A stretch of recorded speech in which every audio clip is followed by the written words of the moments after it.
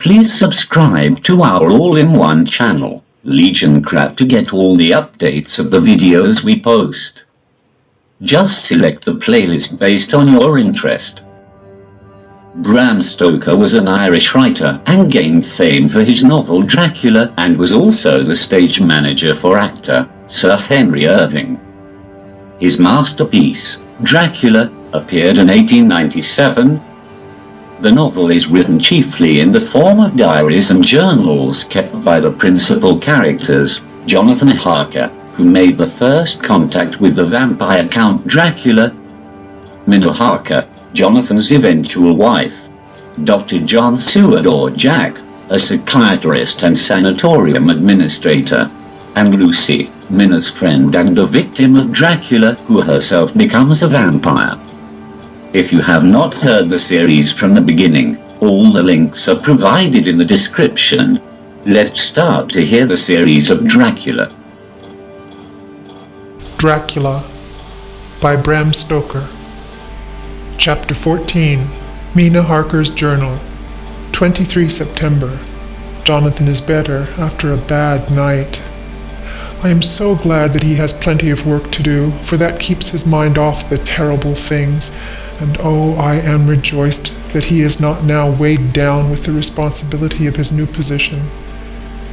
I knew he would be true to himself, and now how proud I am to see my Jonathan rising to the height of his advancement, and keeping pace in all ways with the duties that come upon him. He will be away all day till late, for he said he could not lunch at home. My household work is done, so I shall take his foreign journal and lock myself up in my room and read it. 24 September. I hadn't the heart to write last night. That terrible record of Jonathan's upset me so. Poor dear. How he must have suffered, whether it be true or only imagination. I wonder if there is any truth in it at all. Did he get his brain fever and then write all those terrible things, or had he some cause for it all? I suppose I shall never know, for I dare not open the subject to him. And yet, that man we saw yesterday, he seemed quite certain of him. Poor fellow. I suppose it was a funeral upset him and sent his mind back on some train of thought. He believes it all himself. I remember how on our wedding day he said, "Unless some solemn duty come upon me to go back to the bitter hours, asleep or awake, mad or sane." There seems to be through it all some thread of continuity. That fearful Count was coming to London. If it should be, and he came to London, with its teeming millions, there may be a solemn duty, and if it come, we must not shrink from it. I shall be prepared. I shall get my typewriter this very hour and begin transcribing. Then we shall be ready for other eyes, if required. And if it be wanted then, perhaps, if I am ready, poor Jonathan may not be upset, for I can speak for him, and never let him be troubled or worried with it at all. If ever Jonathan quite gets over the nervousness, he may want to tell me of it all, and I can ask him questions and find out things, and see how I may comfort him. Letter, Van Helsing to Mrs. Harker. 24 September. Confidence. Dear Madam, I pray you to pardon my writing, in that I am so far friend as that I sent you sad news of Miss Lucy Westenra's death. By the kindness of Lord Godalming, I am empowered to read her letters and papers, for I am deeply concerned about certain matters vitally important. In them I find some letters from you, which show how great friends you were and how you love her. Oh, Madam Mina, by that love, I implore you, help me. It is for others' good that I ask, to redress great wrong, and to lift much trouble and terrible troubles, that may be more great than you can know. May it be that I see you? You can trust me. I am friend of Dr. John Seward and of Lord Godalming, that was Arthur of Miss Lucy. I must keep it private for the present from all. I should come to Exeter to see you at once if you tell me I am privileged to come, and where and when. I implore your pardon, madam. I have read your letters to poor Lucy, and know how good you are, and how your husband suffer. So I pray you, if it may be, enlighten him not, lest it may harm. Again, your pardon, and forgive me. Van Helsing. Telegram Mrs. Harker to Van Helsing, 25 September. Come today by 10:15 train if you can catch it. Can see you any time you call. Wilhelmina Harker. Mina Harker's Journal, 25 September. I cannot help feeling terribly excited as the time draws near for the visit of Dr. Van Helsing, for somehow I expect that it will throw some light upon Jonathan's sad experience, and as he attended poor dear Lucy in her last illness, he can tell me all about her. That is the reason of his coming. It is concerning Lucy and her sleepwalking, and not about Jonathan. Then I shall never know the real truth now. How silly I am. That awful journal gets hold of my imagination and tinges everything with something of its own color. Of course it is about Lucy. That habit came back to the poor dear, and that awful night on the cliff must have made her ill. I had almost forgotten in my own affairs how ill she was afterwards. She must have told him of her sleepwalking adventure on the cliff, and that I knew all about it, and now he wants me to tell him what I know, so that he may understand. I hope I did right in not saying anything of it to Mrs. Westenra. I should never forgive myself if any act of mine, were it even a negative one, brought harm on poor dear Lucy. I hope too Dr. Van Helsing will not blame me. I have had so much trouble and anxiety of late that I feel I cannot bear more just at present. I suppose a cry does us all good at times, clears the air as other rain does. Perhaps it was reading the journal yesterday that upset me, and then Jonathan went away this morning to stay away from me a whole day and night, the first time we have been parted since our marriage. I do hope the dear fellow will take care of himself, and that nothing will occur to upset him. It is 2:00, and the doctor will be here soon now. I shall say nothing of Jonathan's journal, unless he asks me. I am so glad I have typewritten out my own journal, so that in case he asks about Lucy I can hand it to him. It will save much questioning.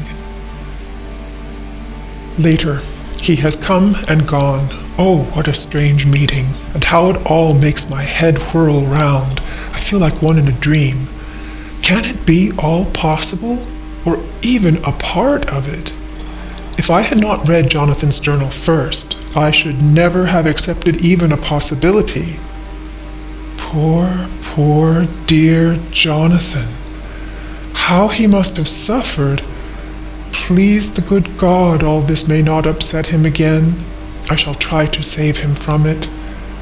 But it may be even a consolation and a help to him, terrible though it be, and awful in its consequences, to know for certain that his eyes and ears and brain did not deceive him, and that it is all true.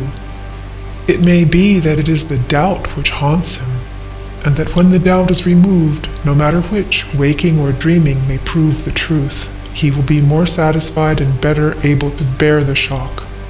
Dr. Van Helsing must be a good man as well as a clever one if he is Arthur's friend and Dr. Seward's, and if they brought him all the way from Holland to look after Lucy.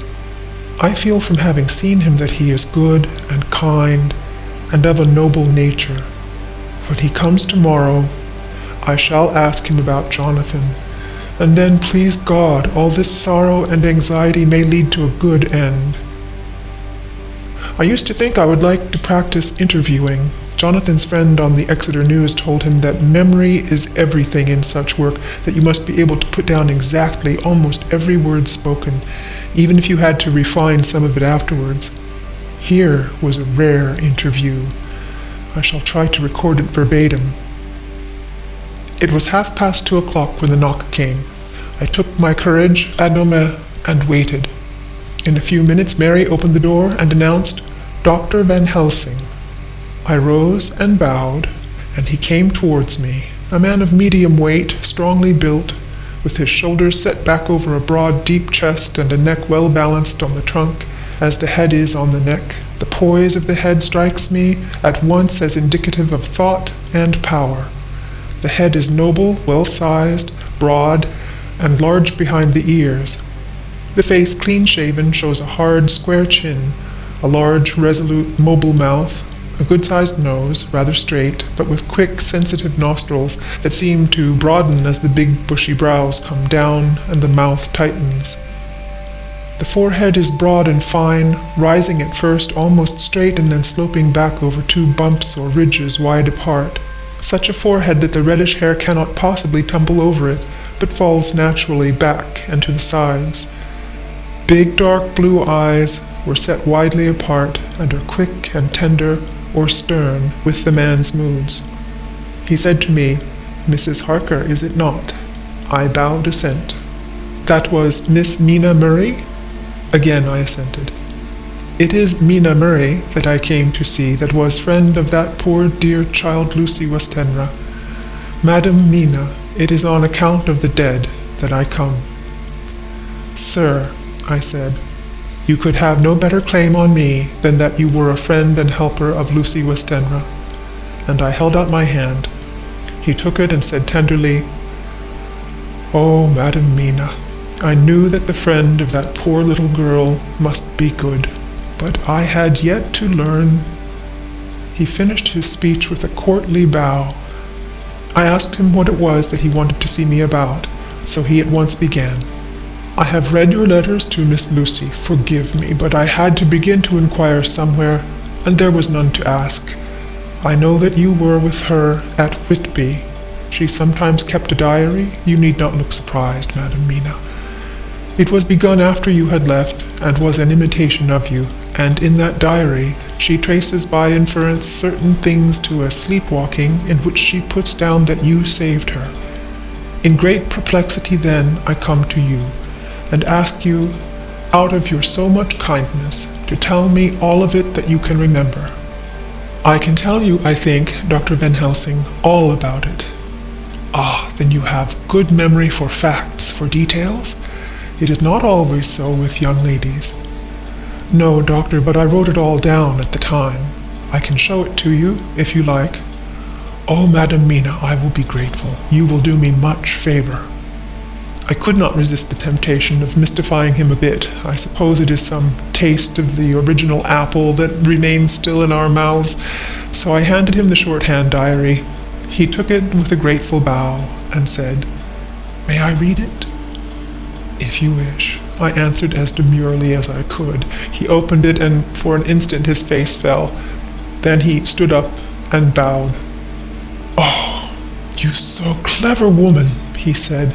"I knew long that Mr. Jonathan was a man of much thankfulness, but see, his wife have all the good things. And will you not so much honor me, and so help me, as to read it for me? Alas, I know not the shorthand."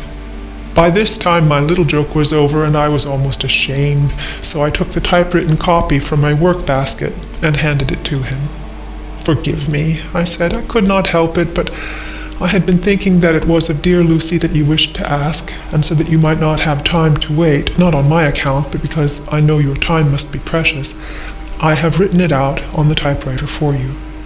He took it, and his eyes glistened. "You are so good," he said. "And may I read it now? I may want to ask you some things when I have read." "By all means," I said. "Read it over whilst I order lunch, and then you can ask me questions whilst we eat." He bowed, and settled himself in a chair with his back to the light, and became so absorbed in the papers, whilst I went to see after lunch, chiefly in order that he might not be disturbed. When I came back, I found him walking hurriedly up and down the room, his face all ablaze with excitement. He rushed up to me and took me by both hands. "Oh, Madam Mina," he said, "how can I say what I owe you? This paper is as sunshine. It opens the gate to me. I am dazed, I am dazzled with so much light, and yet clouds roll in behind the light every time. But that you cannot comprehend. Oh, but I am grateful to you, you so clever woman. Madam," he said this very solemnly, "if ever Abraham Van Helsing can do anything for you or yours, I trust you will let me know. It will be pleasure and delight if I may serve you as a friend, But all I have ever learned, all I can ever do, shall be for you and those you love. There are darknesses in life, and there are lights. You are one of the lights. You will have a happy life and a good life, and your husband will be blessed in you. But, doctor, you praise me too much. You do not know me. Not know you, I, who am old and who have studied all my life men and women. I, who have made my specialty the brain and all that belongs to him and all that follow from him. And I have read your diary that you have so goodly written for me, and which breathes out truth in every line. I, who have read your so sweet letter to poor Lucy, of your marriage and your trust, not know you. Oh, Madam Mina, good women tell all their lives, and by day and by hour and by minute, such things that angels can read. And we men who wish to know have in us something of angel's eyes. Your husband is noble nature, and you are noble too, for you trust. And trust cannot be where there is mean nature. And your husband? Tell me of him. Is he quite well? Is all that fever gone? And is he strong and hearty? I saw here an opening to ask him about Jonathan, so I said, he was almost recovered, but he has been greatly upset by Mr. Hawkins' death. He interrupted, oh yes, I know. I have read your last 2 letters. I went on, I suppose this upset him, for when we were in town on Thursday last, he had a sort of shock. A shock? And after brain fever so soon, that is not good. What kind of shock was it? He thought he saw someone who recalled something terrible, something which led to his brain fever. And here the whole thing seemed to overwhelm me in a rush. The pity for Jonathan, the horror which he experienced, the whole fearful mystery of his diary, and the fear that has been brooding over me ever since, all came in a tumult. I suppose I was hysterical, for I threw myself on my knees and held up my hands to him and implored him to make my husband well again. He took my hands and raised me up and made me sit on the sofa and sat by me. He held my hand in his and said to me with, such infinite sweetness, my life is a barren and lonely one, so full of work that I have not had much time for friendships. But since I have been summoned to here by my friend John Seward, I have known so many good people and seen such nobility that I feel more than ever, and it has grown with my advancing years, the loneliness of my life.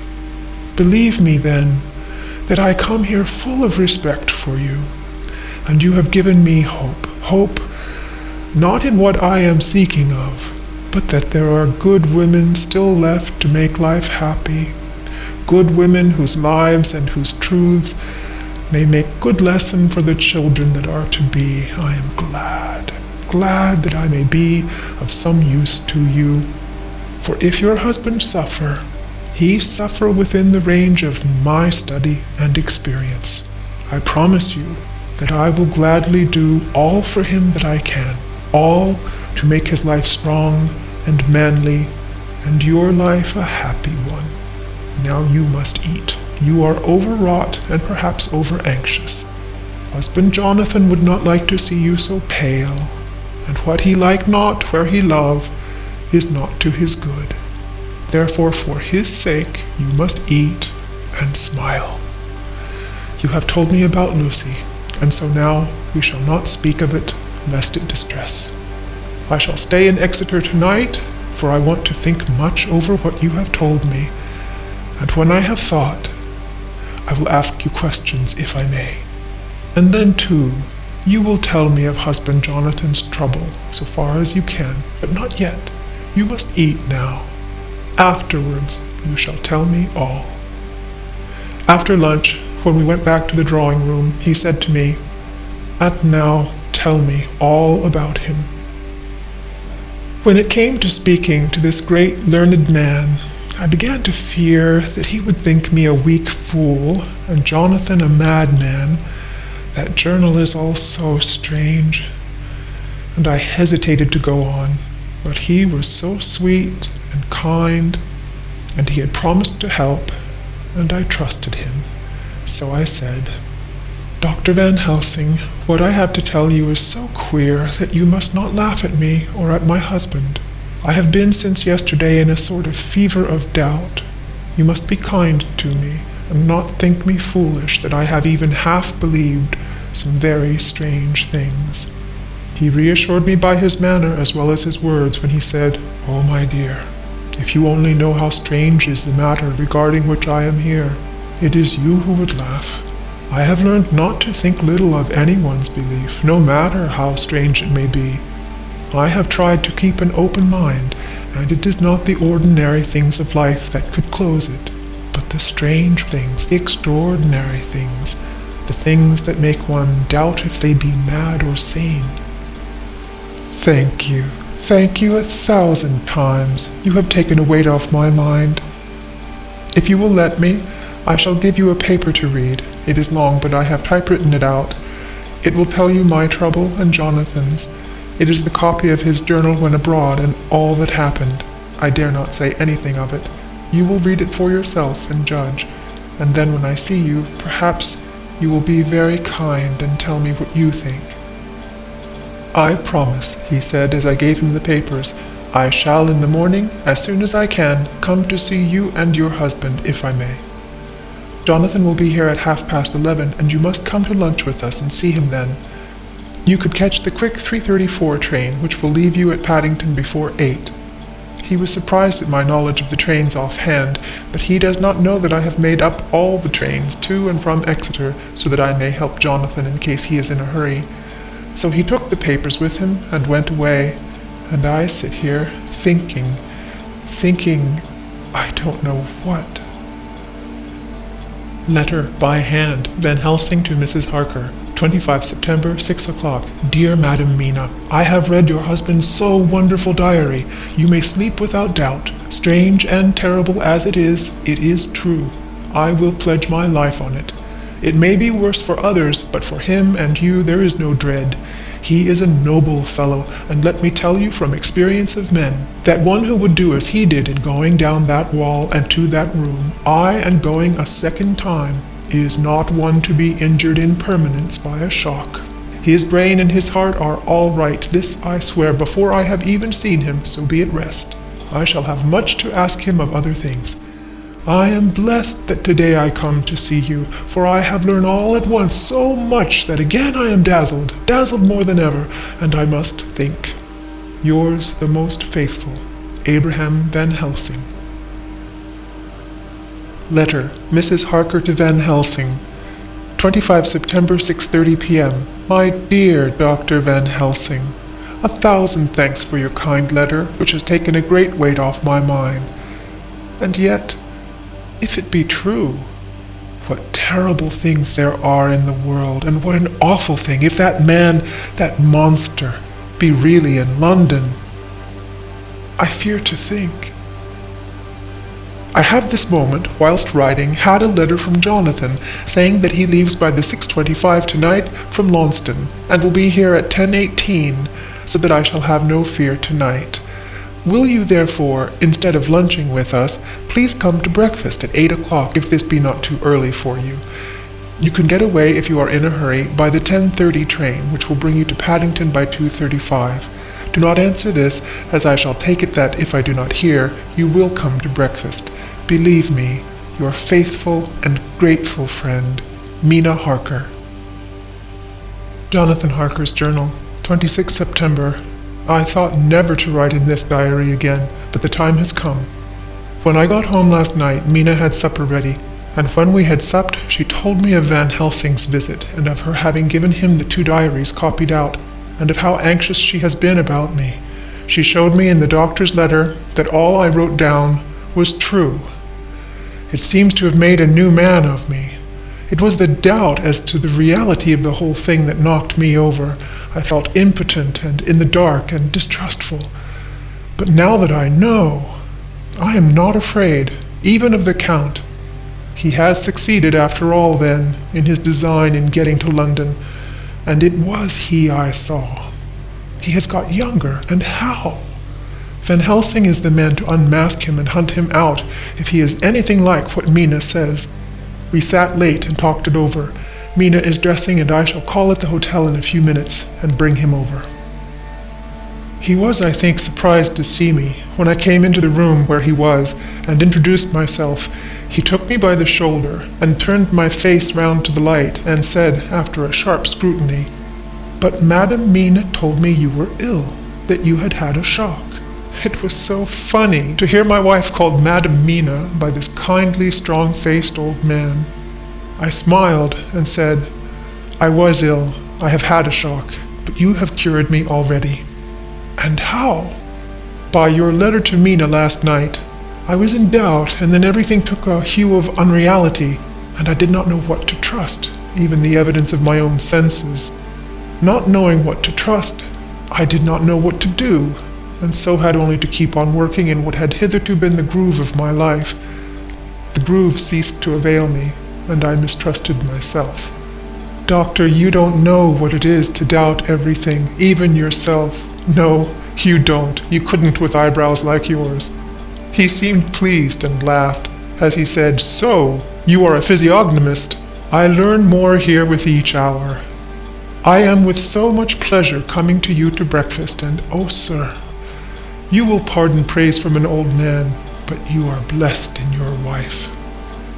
I would listen to him go on praising Mina for a day, so I simply nodded and stood silent. "She is one of God's women, fashioned by his own hand to show us men and other women that there is a heaven where we can enter, and that its light can be here on earth. So true, so sweet, so noble, so little an egoist, and that, let me tell you, is much in this age, so skeptical and selfish. And you, sir, I have read all the letters to poor Miss Lucy, and some of them speak of you, so I know you since some days from the knowing of others. But I have seen your true self since last night. You will give me your hand, will you not? And let us be friends for all our lives." We shook hands, and he was so earnest and so kind that it made me quite choky. "And now," he said, "may I ask you for some more help? I have a great task to do, and at the beginning it is to know. You can help me here. Can you tell me what went before your going to Transylvania? Later on I may ask for more help, and of a different kind, but at first this will do." "Look here, sir," I said, "does what you have to do concern the Count?" "It does," he said solemnly. "Then I am with you heart and soul. As you go by the 10:30 train, you will not have time to read them, but I shall get the bundle of papers. You can take them with you and read them in the train." After breakfast I saw him to the station. When we were parting he said, "Perhaps you will come to town if I send for you, and take Madam Mina too." "We shall both come, when you will," I said.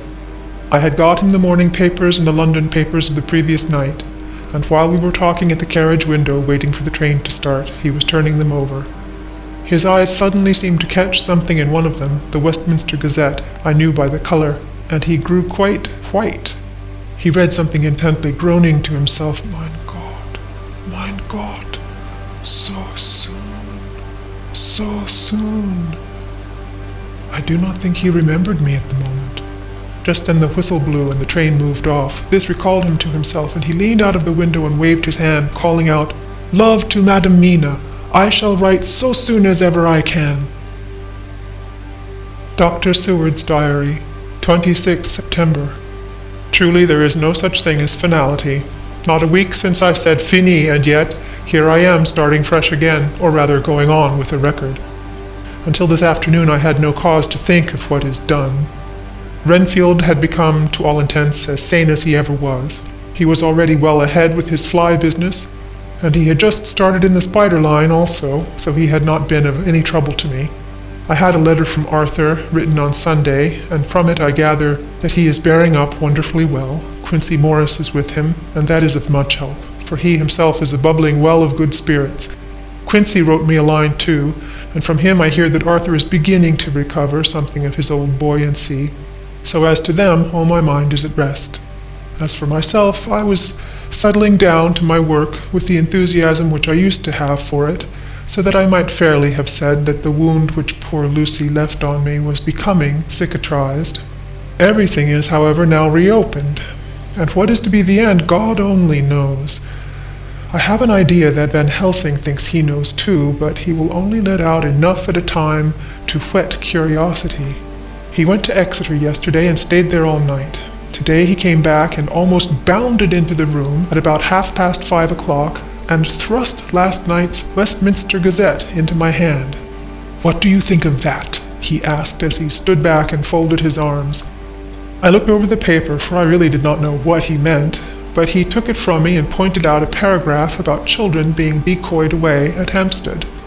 It did not convey much to me until I reached a passage where it described small puncture wounds on their throats. An idea struck me, and I looked up. "Well," he said, "it's like poor Lucy's." "And what do you make of it?" "Simply that there is some cause in common. Whatever it was that injured her has injured them." I did not quite understand his answer. "That is true indirectly, but not directly." "How do you mean, Professor?" I asked.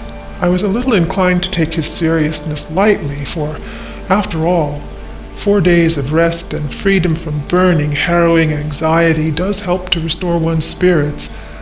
But when I saw his face, it sobered me. Never, even in the midst of our despair about poor Lucy, had he looked more stern. "Tell me," I said. "I can hazard no opinion. I do not know what to think, and I have no data on which to found a conjecture." "Do you mean to tell me, friend John, that you have no suspicion as to what poor Lucy died of? Not, after all the hints given, not only by events, but by me? Of nervous prostration following a great loss or waste of blood. And how was the blood lost or wasted?" I shook my head. He stepped over and sat down beside me, and went on, "You are a clever man, friend John. You reason well, and your wit is bold, but you are too prejudiced. You do not let your eyes see, nor your ears hear, and that which is outside your daily life is not of account to you. Do you not think that there are things which you cannot understand, and yet which are? That some people see things that others cannot? But these are things old and new which must not be contemplated by men's eyes, because they know, or think they know, some things which other men have told them. Ah! It is the fault of our science that it wants to explain all, and if it explain not, then it says there is nothing to explain. But yet we see around us every day the growth of new beliefs, which think themselves new, and which are yet but the old, which pretend to be young, like the fine ladies at the opera. I suppose now you do not believe in corporeal transference? No? Nor in materialization? No? Nor in astral bodies? No? Nor in the reading of thought? No? Nor in hypnotism? Yes, I said, Charcot has proved that pretty well. He smiled as he went on. Then you are satisfied as to it, yes? And of course then you understand how it act, and how can follow the mind of the great Charcot, alas that he is no more, into the very soul of the patient that he influence? No? Then, friend John, am I to take it that you simply accept fact? That you are satisfied to let from premise to conclusion be a blank? No? Tell me, for I am a student of the brain, how you accept hypnotism and reject the thought reading. Let me tell you, my friend, that there are things done today in electrical science which would have been deemed unholy by the very man who discovered electricity, and who would themselves not so long before been burned as wizards. There are always mysteries in life. Why was it that Methuselah lived 900 years old, and old Parr 169, and yet that poor Lucy, with 4 men's blood in her poor veins, could not live even 1 day? For had she lived 1 more day, we could save her. Do you know all the mystery of life and death? Do you know the altogether of comparative anatomy and can say wherefore the qualities of brutes are in some men and not in others? Can you tell me why, when other spiders die small and soon, that one great spider lived for centuries in the tower of the old Spanish church and grew, till on descending he could drink the oil of all the church lamps? Can you tell me why in the Pampas, aye, and elsewhere, there are bats that come out at night and open the veins of cattle and horses and suck dry their veins? How in some islands of the western seas there are bats which hang on the trees all day, and those who have seen describe as like giant nuts or pods, and that when the sailors sleep on the deck, because that it is hot, flit down on them, and then in the morning are found dead men white as even Miss Lucy was. God, Professor, I said, starting up, do you mean to tell me that Lucy was bitten by such a bat? And that such a thing is here in London in the 19th century? He waved his hand for silence and went on. Can you tell me why the tortoise lives more long than generations of men, why the elephant goes on till he sees dynasties, and why the parrot never die only of bite of cat or dog or other complaint? Can you tell me why men believe in all ages and places that there are men and women who cannot die? We all know, because science has vouched for the fact, that there have been toads shut up in rocks for thousands of years, shut in one so small hole that only hold him since the youth of the world. Can you tell me how the Indian fakir can make himself to die and have been buried and his grave sealed and corn sowed on it, and the corn reaped and be cut and sown and reaped and cut again, and then men come and take away the unbroken seal, and that there lie the Indian fakir, not dead, but that rise up and walk amongst them as before? Here I interrupted him. I was getting bewildered. He so crowded on my mind his list of nature's eccentricities and possible impossibilities that my imagination was getting fired. I had a dim idea that he was teaching me some lesson, as long ago he used to do in his study at Amsterdam. But he used to tell me the thing so that I could have the object of thought in mind all the time. But now I was without his help. Yet I wanted to follow him, so I said, Professor, let me be your pet student again. Tell me the thesis, so that I may apply your knowledge as you go on. At present I am only going in my mind from point to point as a madman, and not a sane one, follows an idea. I feel like a novice lumbering through a bog in a mist, jumping from one tussock to another in the mere blind effort to move on, without knowing where I am going. That is a good image, he said. Well, I shall tell you. My thesis is this. I want you to believe. To believe what? To believe in things that you cannot. Let me illustrate.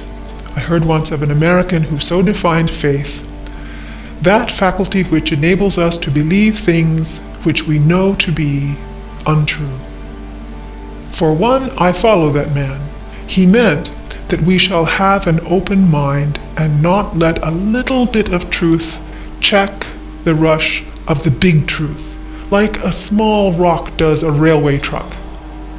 We get the small truth first, good. We keep him, and we value him. But all the same, we must not let him think himself all the truth in the universe. Then you want me not to let some previous conviction inure the receptivity of my mind with regard to some strange matter. Do I read your lesson aright? Ah, you are my favorite pupil still. It is worth to teach you. Now that you are willing to understand, you have taken the first step to understand. You think then that those so small holes in the children's throats were made by the same that made the holes in Miss Lucy? I suppose so. He stood up and said solemnly, Then you are wrong. Oh, would it were so, but alas, no. It is worse, far, far worse. In God's name, Professor Helsing, what do you mean? I cried. He threw himself with a despairing gesture into a chair and placed his elbows on the table, covering his face with his hands as he spoke. They were made by Miss Lucy. End of chapter 14.